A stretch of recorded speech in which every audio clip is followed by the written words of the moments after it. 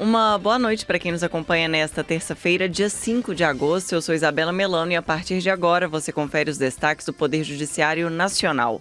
Inventários de gases de efeito estufa preparam o STJ para ações de descarbonização. Adriana Mesquita. Os dados levantados indicam que o STJ teve uma média de emissões anuais de quase 5 mil toneladas de dióxido de carbono equivalente. Terceira turma do STJ admite partilha de bem requerida após a contestação na ação de divórcio. E a atividade dos cartórios extrajudiciais tem limites e garantias definidos pela jurisprudência. Priscila Mendes. Questões como os direitos e deveres dos titulares, os requisitos para concursos de remoção e os limites da atuação notarial são frequentemente analisados pelo STJ. E ainda, a STF apresenta balanço do primeiro semestre com destaque para a redução do acervo da Corte. Agora são 6 horas e 17 minutos e o Radar da Justiça começou. Rádio TJ Minas, Radar da Justiça. Terceira turma do Superior Tribunal de Justiça admite a partilha de bens adquirido após a contestação em ação de divórcio. Quem explica é a repórter Sara Niederauer.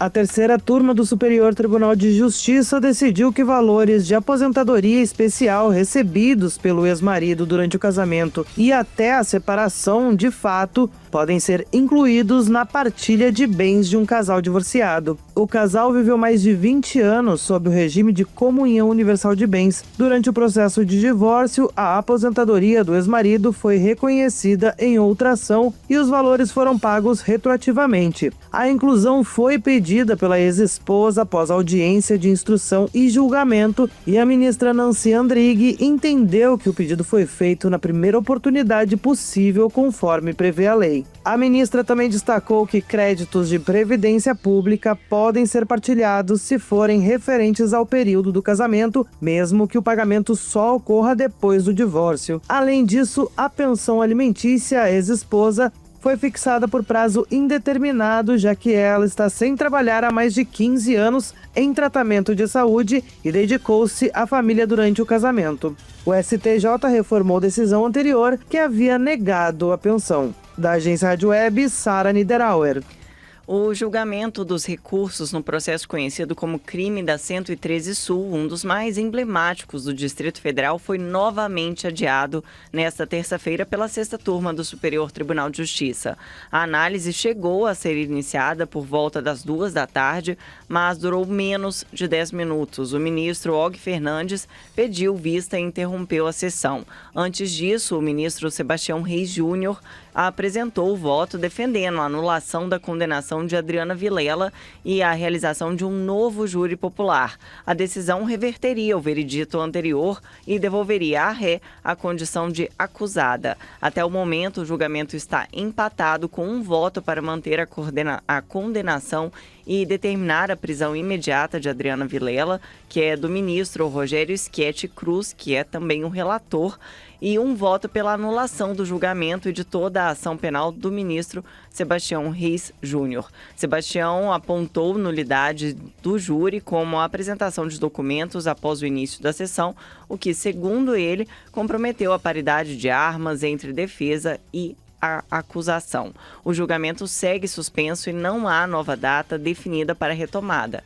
A arquiteta Adriana Vilela, hoje com 61 anos, foi condenada como mandante do assassinato de 3 pessoas. O pai, o ex-ministro do Tribunal Superior Eleitoral, José Guilherme Vilela, a mãe, Maria Vilela, e também a empregada da família, Francisca Nascimento. Ainda falando do STJ, inventários de gases de efeito estufa preparam o Superior Tribunal de Justiça para ações de descarbonização. Os detalhes com a repórter Adriana Mesquita.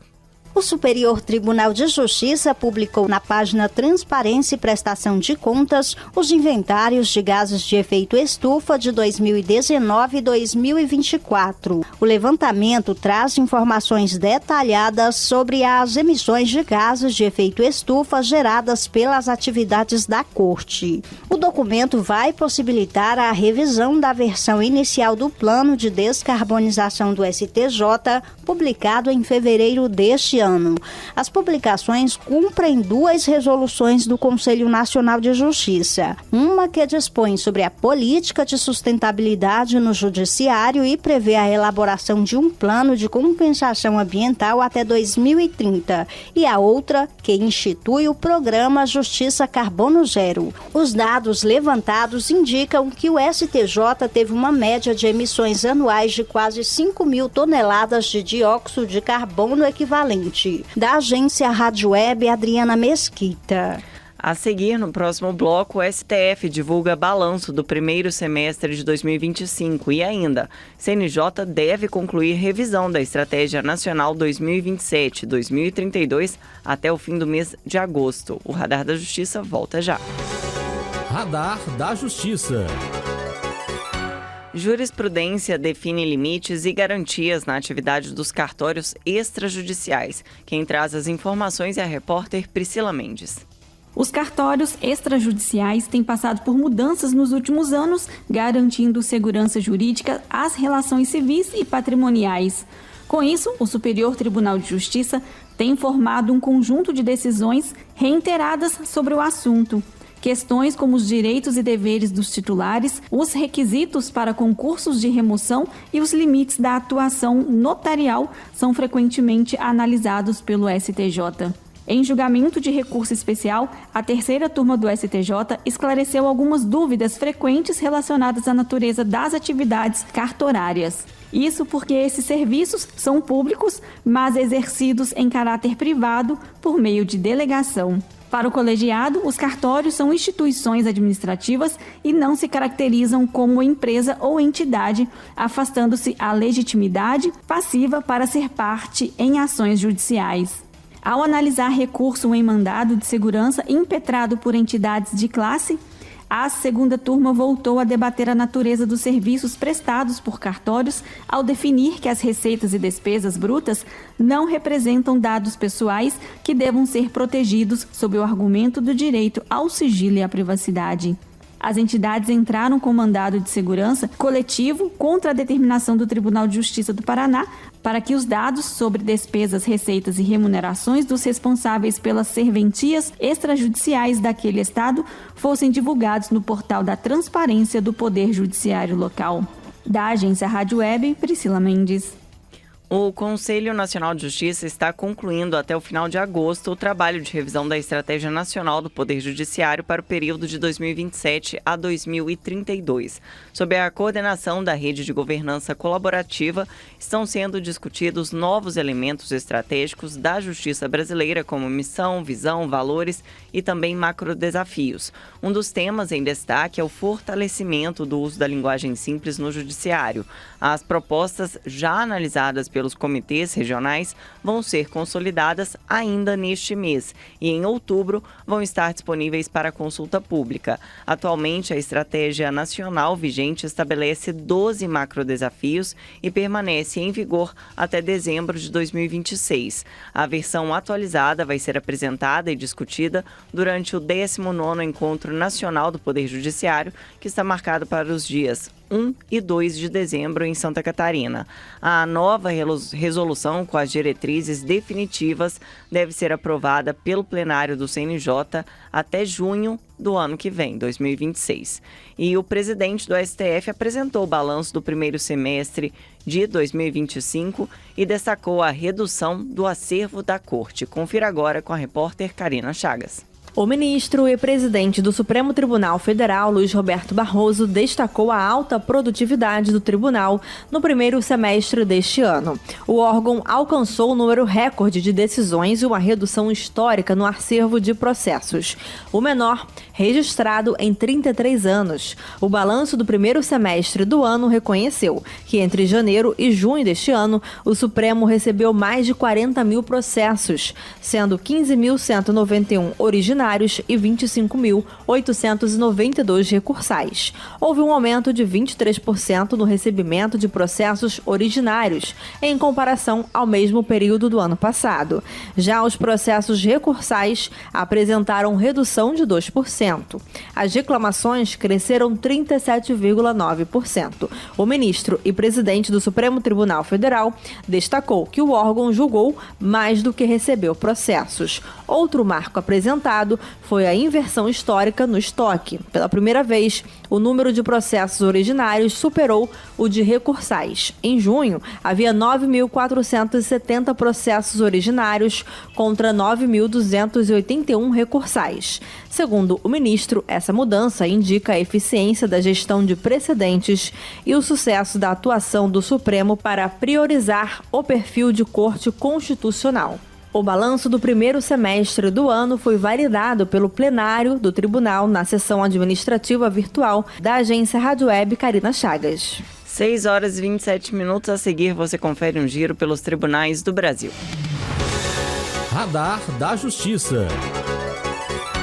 Vamos agora saber o que é notícia nas cortes do Brasil. Tribunal Goiano lança manual e cartilha de gestão de riscos para prevenir ameaças institucionais. Destaque de Cid Marcos. O Tribunal de Justiça do Estado de Goiás publicou neste mês o Manual de Gestão de Riscos e a Cartilha de Gestão de Riscos. A iniciativa está alinhada ao Plano de Ações de Integridade do Tribunal e visa disseminar uma cultura organizacional preventiva voltada à identificação, ao tratamento e ao monitoramento de riscos que possam comprometer o alcance dos objetivos institucionais.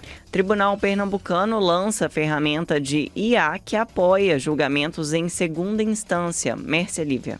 O Tribunal de Justiça de Pernambuco lançou oficialmente a MAIA, sigla para Mecanismo Artificial Inteligente de Apoio à Justiça, uma ferramenta de inteligência artificial desenvolvida internamente para atuar como assistente digital no processo de elaboração de decisões judiciais na segunda instância. O nome também faz referência à civilização maia, historicamente reconhecida pelo sofisticado sistema de escrita na América pré-colombiana. Justiça Potiguar realiza mutirão de conciliações em processos ambientais. Destaque de Sandra Pedrosa. O Tribunal de Justiça do Rio Grande do Norte realiza entre os dias 18 e 22 de agosto o mutirão de audiências de conciliação envolvendo processos ambientais em todas as comarcas do estado.